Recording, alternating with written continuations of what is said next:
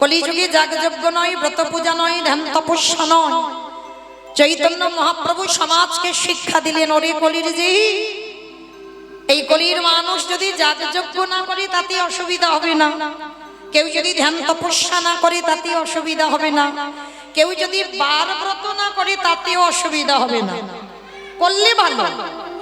কি মা, কলির মানুষ যদি পূজা অর্চনা করে, এই যে সূর্য পূজা করলে কি ভালো না? এগুলো করলে কি হবে বাবা? সোনায় সোহাগা। কেউ যদি তপস্যা করে সেটা কি ভালো নয়? কলিযুগে সেটাও সোনায় সোহাগা। কেউ যদি কলির মানুষ ওই ধ্যান করে সেটাও বাবা সোনায় সোহাগা।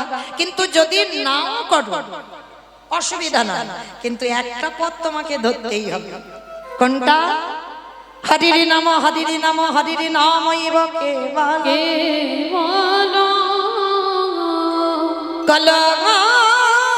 কলমাস্তেব নাস্তেব নাস্তেব গতিরন্যথা গতিরন্যথা।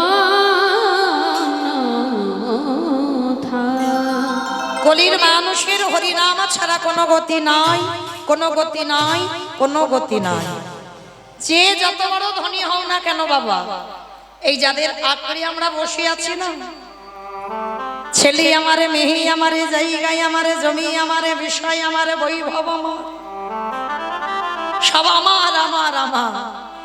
কিন্তু মনে রেখো ভাই, বাঁশি যদি বেজে যায় পড়ে থাকবে সরকারি খামার। তুমি এলে একা, তুমি যাবে ও একা। যেদিনে জগতে এলে সেদিনে সংসারে তোমার পরনে সুতো দিল না, যেদিন সংসারে ছেড়ে তুমি চলে যাবে এই সংসারে তোমার পরনে একটা সুতো দেবে না।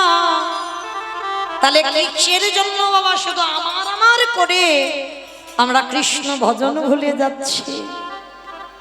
তাহলে মনে রেখো বাবা, শেষের দিনই আমাদের সঙ্গী হবে কর্মফল। এই কর্ম কাউকে ছাড়বে না বাবা, কাউকে না, না আমি কীর্তনিয়া, না আমার সম্প্রদায়, না যারা দাঁড়িয়ে আছেন, যারা বসে আছেন, কাউকে ছাড়বে না কর্মফল। কর্মফল প্রত্যেকটা মানুষকে ভোগ করতে হবে বাবা। রামচন্দ্রকে সরুজ নদীর জলে প্রাণ ত্যাগ করতে হলো, ভগবান কৃষ্ণকে প্রভাসের তীর্থে প্রাণ ত্যাগ করতে হলো, চৈতন্য মহাপ্রভুকে 48 বছর বয়সে জগন্নাথ ধাম, পুরী ধাম দেহ সম্বরণ করতে হলো। তাহলে ভগবান নিজে নিজেকে ছেড়ে দিল না, আর আপনারা আমরা তো তুচ্ছ বাবা, আমাদের ছেড়ে দেবে মনে করেছ?